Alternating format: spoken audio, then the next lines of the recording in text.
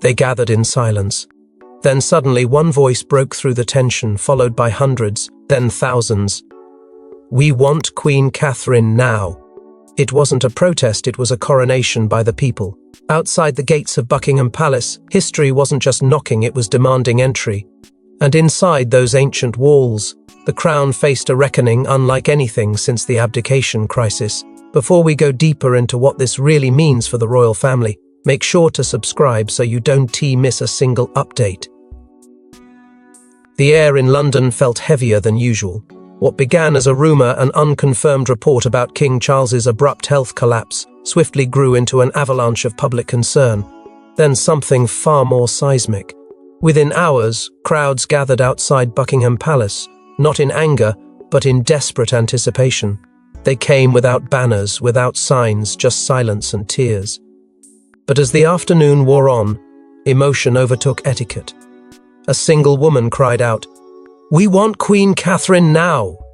It was not rehearsed. It was not staged.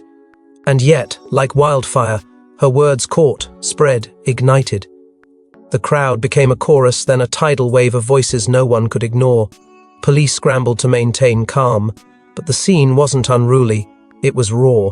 Mothers clutched children who wore makeshift paper crowns bearing Catherine's name.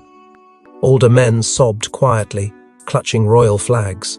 A middle-aged couple draped a massive homemade banner across the palace gates that read, "Our Queen has already risen." What alarmed palace insiders was not just the scale, but the clarity of the message. This wasn't confusion. This wasn't mourning. It was a referendum. Live streams from the gates flooded social media. The chant echoed through the internet, "Queen Catherine now!" Inside, the royal staff were thrown into absolute chaos. Security wasn't the concern, it was optics. There was no plan for this kind of demonstration. No statement prepared. No precedent in living memory. Courtiers whispered about the ghost of 1936, another moment when public will threatened to outpace royal protocol. But this was different. Then, the monarchy was fighting to preserve tradition. Now, the people were demanding evolution. Senior aides rushed between offices, trying to craft a response that wouldn't deepen the crisis. But even they knew it, the tone of the kingdom had changed. The public wasn't waiting for a funeral. They were declaring a future. Journalists on the scene, seasoned in royal affairs, admitted they'd never seen anything like it. "It's not just about King Charles's condition," one said on a live broadcast. "It's about trust, about belief. And right now, the nation believes in Catherine." But beyond the crowd, beyond the press, beyond the palace's trembling windows, something even more extraordinary was happening. In the heart of the royal residence, inside the shadowed silence of the private royal quarters, power was no longer waiting. It was moving. It was shifting. It was preparing to reveal its next face. But the echoes outside the palace were only half the story, because within those sealed corridors, power was shifting in real time. It began with a missed step, a stumble, a hand gripping the side of the chair, and in one fleeting, heart-stopping moment, King Charles fell, not just to the ground, but into a spiral that would call every royal safeguard, every secret protocol, and every buried rivalry into action. It was supposed to be a routine family council, just a private meeting senior royals convened behind tightly closed doors to review upcoming ceremonial duties. But what began as a mild cough quickly evolved into something far more terrifying. One moment he was speaking, the next he was clutching his chest, losing balance and collapsing onto the centuries-old marble floor. The room fell into chaos, not just because the king had fallen, but because no one knew what came next. Medical staff rushed in, but even they looked rattled. This wasn't just a health scare. This was a system shuddering under the weight of uncertainty. For hours, the outside world knew nothing. The palace gates remained closed, the press was stonewalled, and in the silence, speculation festered. But inside those gilded walls, the real storm had already begun. Senior aides, many of whom had only heard of the emergency plans whispered about in archived briefings, now had to activate them. Protocol Glenmore, a deeply buried succession safeguard designed for scenarios exactly like this, was dusted off, reviewed and set in motion.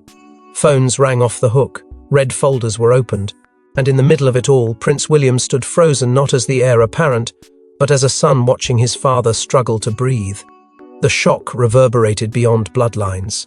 Camilla, who had long expected to assume immediate influence in such a moment, was reportedly barred from the first medical consultations. Whispers later emerged that senior staff had decided to limit her access for procedural clarity. But behind that careful phrasing was something far more revealing, a growing mistrust that would soon bloom into full-blown exclusion. As Catherine moved between rooms with calm precision, Camilla found herself isolated, a bystander in a moment she believed she would command. Doctors emerged hours later with statements so carefully worded they felt like riddles. The king is stable but requires extensive rest. Further evaluations are ongoing. Behind these public phrases, the private reality was grim. Charles could breathe, but he couldn't speak. He was conscious, but disoriented. The man who held the monarchy in his hands now sat, trapped inside his own body, leaving the entire institution paralyzed in his silence. The line between duty and legacy was thinning by the hour. And as Charles lay in a guarded medical wing, incapable of speech, the palace faced an even more paralyzing silence. Who would take control? She didn't storm the throne. She didn't ask for the chance. But deep inside the palace, Catherine's presence became the only constant. While others argued, she organized. While the family panicked, she prepared. It wasn't a coup. It was a quiet coronation with the people as her witnesses. In the hours following King Charles's collapse, it was Catherine, not a titled official or a royal secretary, who instinctively stepped into the vacuum. As palace phones rang endlessly, and staff scrambled to interpret archaic protocols, it was Catherine who created clarity. She moved swiftly, calmly, bridging gaps between the physicians tending to Charles, the anxious royal advisors, and a visibly shaken William. Without title or decree, she became the bridge between chaos and command. She didn't need to raise her voice. Her presence alone demanded structure.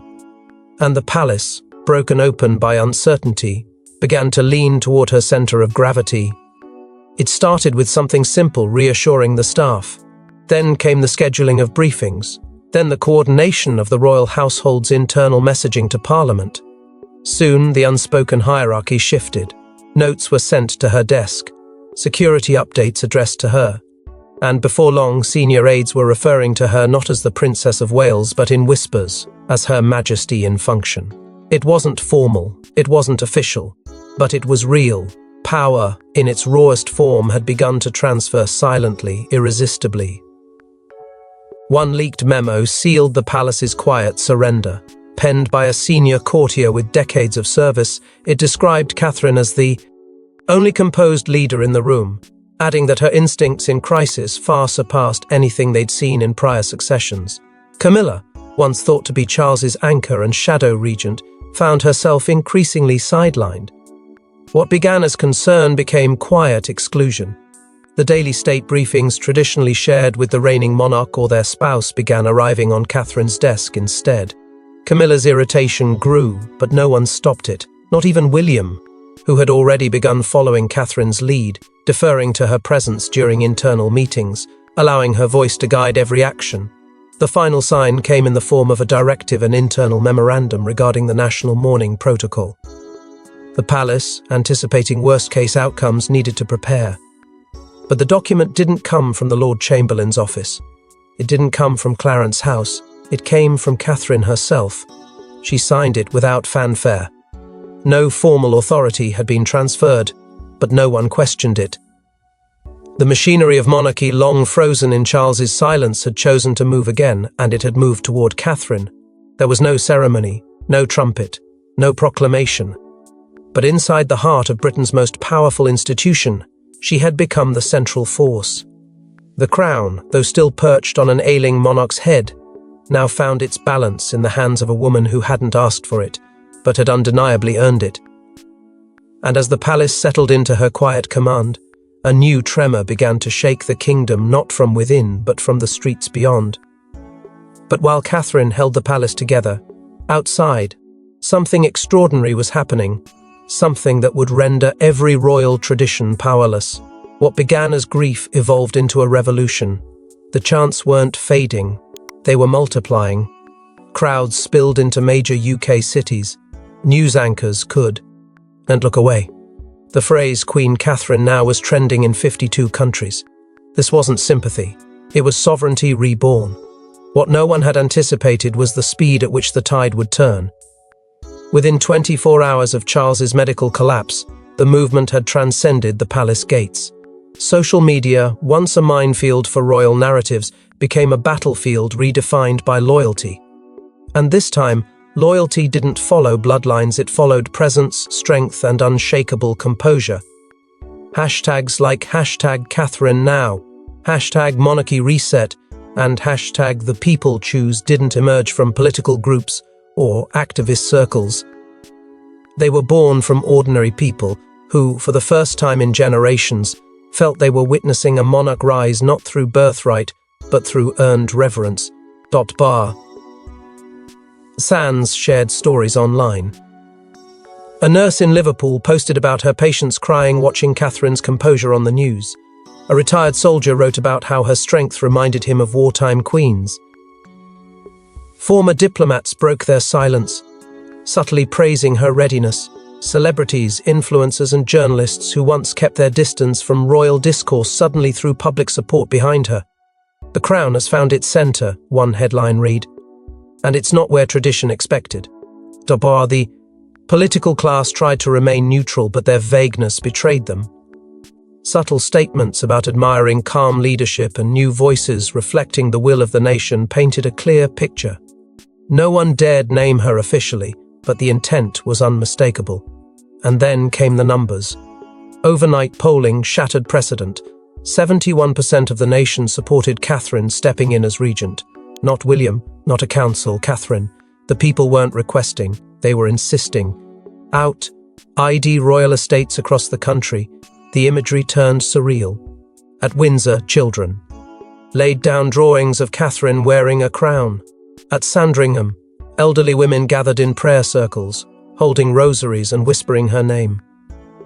At Balmoral, a hand-painted banner stretched across the outer gate.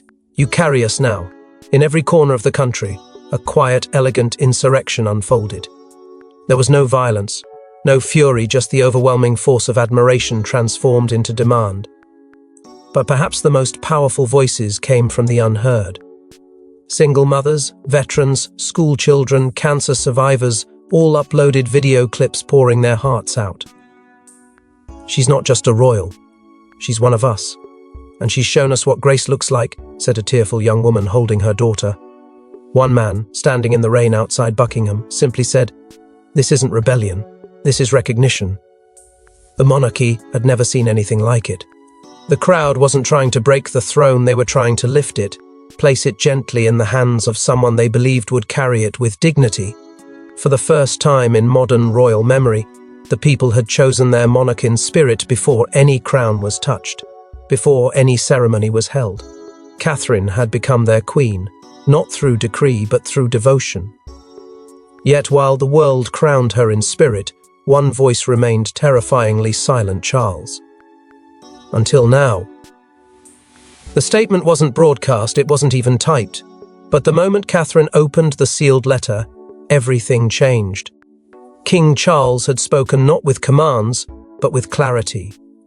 And within those handwritten lines lay an instruction that could ignite or extinguish the monarchy as we know it. It arrived in silence, wrapped in the royal seal, delivered not by messenger, but by one of the king's oldest personal guards, a man whose face hadn't been seen publicly in over a decade. Catherine accepted the envelope with steady hands, but those who witnessed it say her breath caught as her fingers slid across the familiar crest. It was not addressed to the palace, it was addressed to her alone. And inside, folded with meticulous care, was a letter written in Charles's unmistakable handwriting, an intimate, emotional, final directive forged in the hours after his collapse, before his speech declined, before he vanished into medical confinement.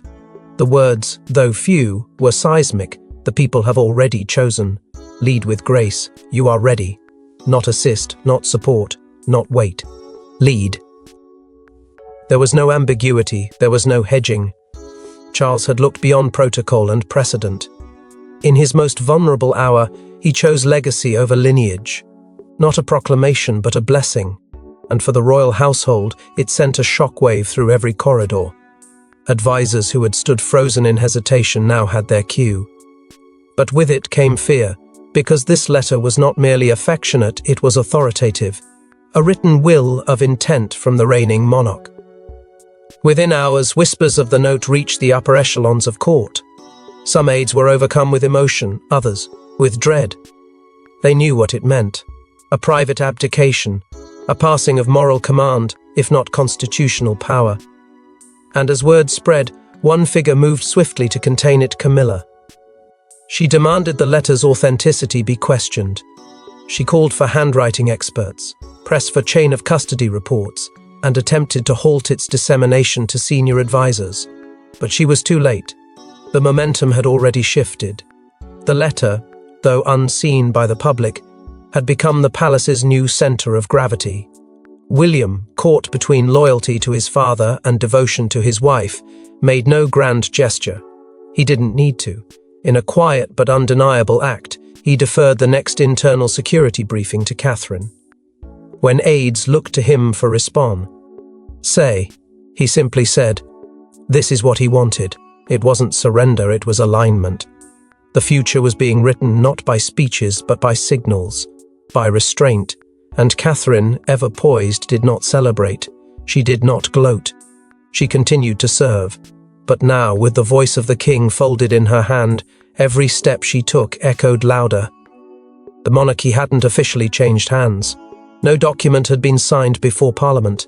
No ceremony had occurred. But in that moment, every advisor, every aide, and every member of the inner court knew the truth Charles had chosen. Not publicly, not politically, but personally.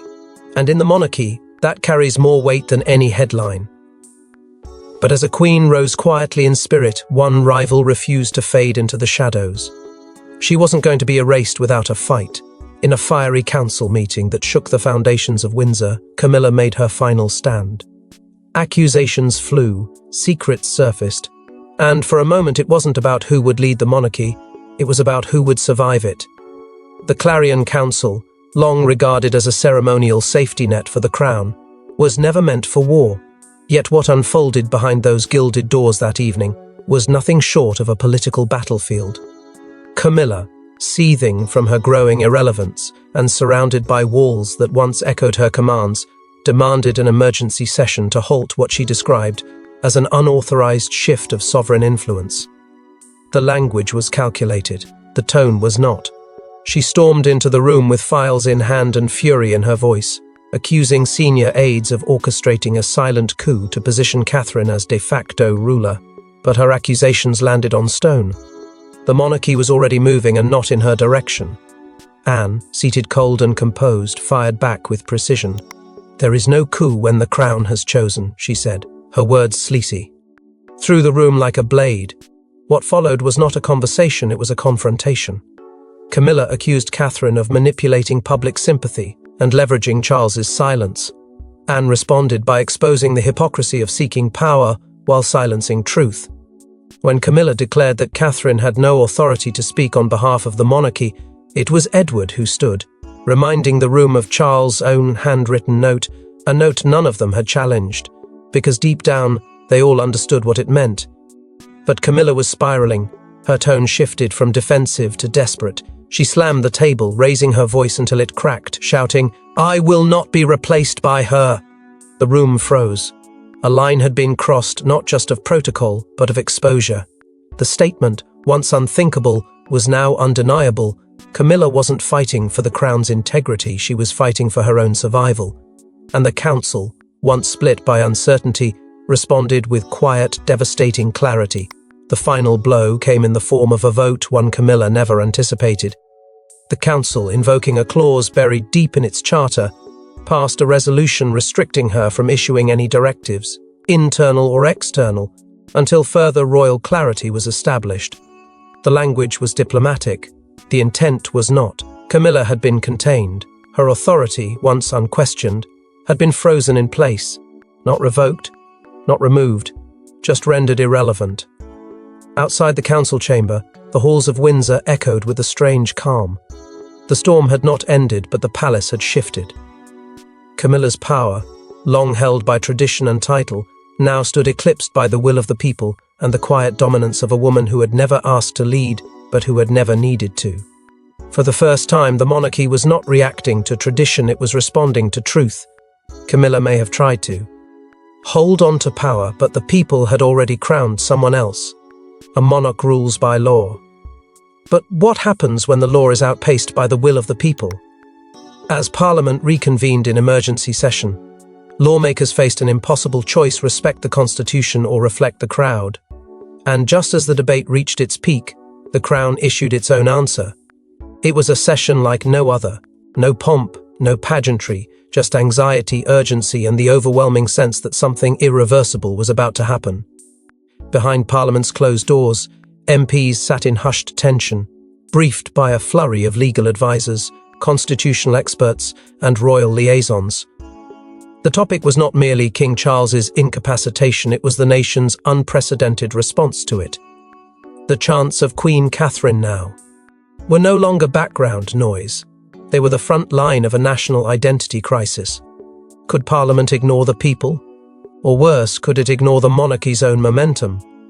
Some argued for patience, others for reform. A bold faction emerged, those willing to support an emergency regency act, one that would install Catherine as Queen Regent for the duration of Charles's recovery or abdication. It was a legal minefield. There were no precedents in modern memory. Every expert brought conflicting interpretations. Was this a constitutional rebirth, or a reckless deviation from royal law? Was this the will of the people, or a dangerous surrender to popularity? The weight of tradition clashed violently with the reality of public demand, and within those walls, the monarchy's survival felt like it balanced on the edge of a vote. Outside, the atmosphere was electric. Parliament Square flooded with supporters waving homemade banners, chanting into the night. Police lines were extended, not to suppress unrest, but to hold back the swelling tide of emotion. Journalists broadcast live updates as though tracking an unfolding war. The crowd was not violent, but it was insistent. The demand was simple: Catherine must lead. They weren't calling for a disruption, they were calling for clarity. Then the tide turned. Just before midnight, a black royal vehicle arrived at the House of Lords. Inside, a sealed envelope carried by a royal courier bore the unmistakable royal insignia and the trembling weight of a king's final authoritative act. Inside it, a declaration signed by Charles himself, invoking an obscure sovereign clause dormant since the early 20th century. In 12 carefully chosen lines, the message was clear: Catherine was to serve as Queen Regent with full ceremonial and consultative authority, until such a time that the sovereign can resume duties or Parliament decree. Otherwise, the decision had been made not in defiance of Parliament, but in partnership with it. The monarch had spoken and aligned himself with the people. The reaction was immediate. Parliament froze, then fractured into gasps and silence. The legal arguments ceased. The vote never happened. There was no need. The king's signature had rewritten the moment. Every opposing voice lost its footing. Every hesitant advisor fell quiet. Catherine's regency was no longer theory, it was law. The monarchy hadn't just survived the storm, it had emerged reborn through it. With a single signature, the future was rewritten. But what would Catherine do now that the crown had been placed at her feet? She didn't wear the crown that day. She didn't need to. As Catherine stepped onto the palace balcony, the roar of thousands greeted not a duchess, not a princess, but the woman the world had already declared their queen. No crown, no coronation, just truth and the rise of Britain's chosen sovereign. For a moment, time stood still. The wind carried not ceremony, but reverence. The sea of supporters below didn't chant, they simply waited. And when Catherine emerged, not flanked by tradition but by trust, the silence shattered into thunder. She stood at the edge of a legacy in transformation, not claiming the throne, but commanding it through presence alone. Her speech was brief, but it carried the weight of centuries. She began not with herself, but with him.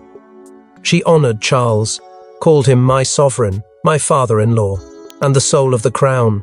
Her voice never wavered as she promised to uphold his legacy, not replace it.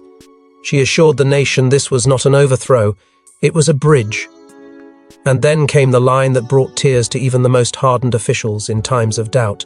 The people have spoken, not in protest, but in purpose. And I will not ignore that voice. With that, she acknowledged what all of Britain had already declared. She didn't ascend, she accepted.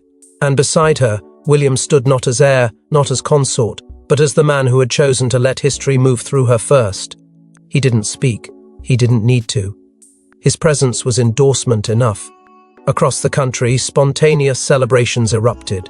In Manchester, a choir gathered outside the cathedral and sang the national anthem, replacing the word king with queen. In Belfast, hundreds waved handwritten signs bearing Catherine's name. In Edinburgh, church bells rang for the first time in decades without royal command. And in Canada, Australia, and throughout the Commonwealth, private acknowledgements from prime ministers and presidents flowed into the palace, messages not of official recognition, but of quiet respect.